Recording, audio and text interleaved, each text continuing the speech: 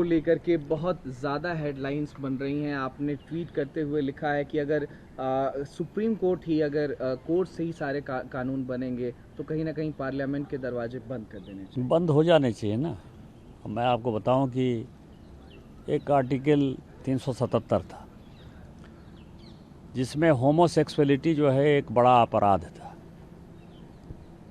अभी Trump administration आया है, उसने क्या कहा है? उसने कहा है कि इस दुनिया में दो ही सेक्स है, या तो मेल है या तो फीमेल है।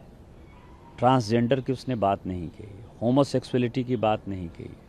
पूरी क्रिश्चियन कम्युनिटी हो, पूरी हिंदू कम्युनिटी हो, पूरी मुस्लिम कम्युनिटी हो, पूरी बुद्ध हो, जैन हो, सिख हो, सभी ये मानते हैं कि होमोसेक्सुअलिटी एक अपराध है।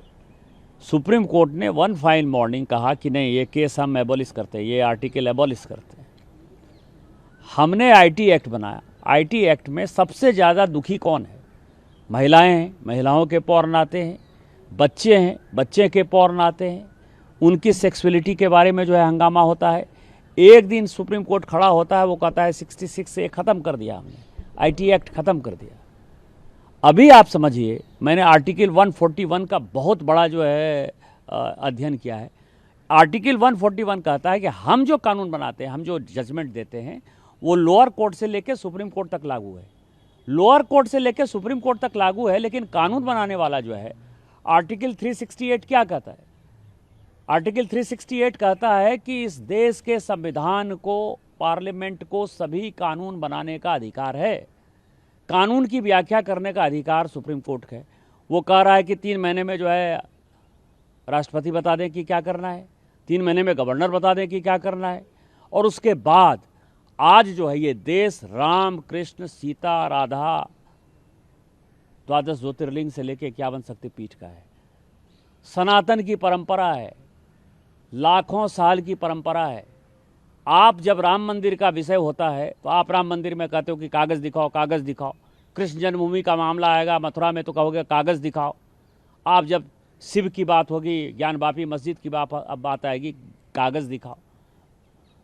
और आज केवल आप मुगलों के आने के बाद जो मस्जिद बने हैं उसके लिए कहते हैं कि आप कागज़ कहाँ से दिखाओ। इस देश में धार्मिक युद्ध भड़काने के लिए केवल और केवल सुप्रीम कोर्ट जिम्मेवार है।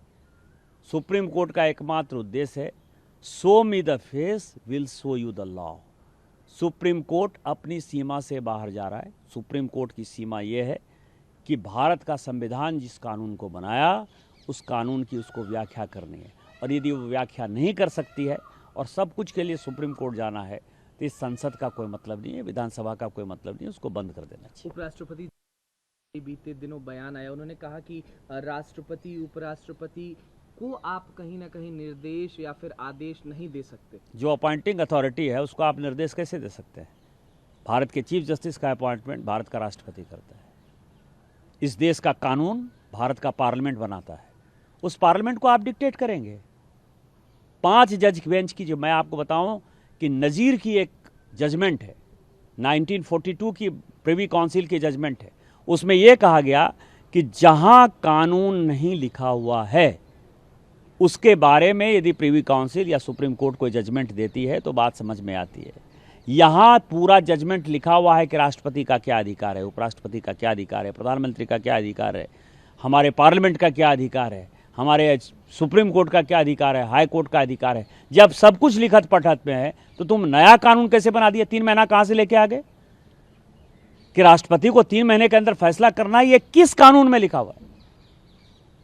इसका मतलब यह है कि आप इस देश को एनार्की की तरफ ले जाना चाहते हो, और एनार्की जो है इस देश में बर्दाश्त नहीं होगी। जब नया कानून आएगा, जब नया पार्लियामेंट बैठेगा, इसके ऊपर विस्तृत चर्चा होगी। और फिर से नेशनल जुडिशियल अकाउंटिंग सिस्टम जो हमने NJAC बनाया था, जिसमें कि राष्ट्रपति का चुनाव कैसे होगा, प्रधानमंत्री का कैसे चुनाव होगा, वो तो संविधान में लिखा हुआ है। लेकिन आपके भाई भतीजावाद के आधार पर जज का चुनाव नहीं होगा। शेड्यूल कास्ट जज नहीं है, शेड्यूल ट्राइब जज नहीं है, OBC जज नहीं है। मैक्सिमम 78-80% जो है, 78-80% जो है केवल और केवल जो है सवर्ण जाति के जो है जज बैठे हुए हैं, और आप अपना कानून चलाओगे। ये कानून नहीं चलेगा। जब से वक्फ कानून लिखा कि एक सीरीज ऑफ वायलेंट अटैक्स देखने को मिल रहे हैं, ज़्यादातर जो है वो पश्चिम बंगाल से निकल कर के सामने आए। मुर्शिदाबाद की घटना पर भी आप लगातार बोलते हुए दिखाई दे रहे हैं, कहीं ना कहीं जो बांग्लादेश का फैक्टर है वो भी दिखाई दिया उसमें।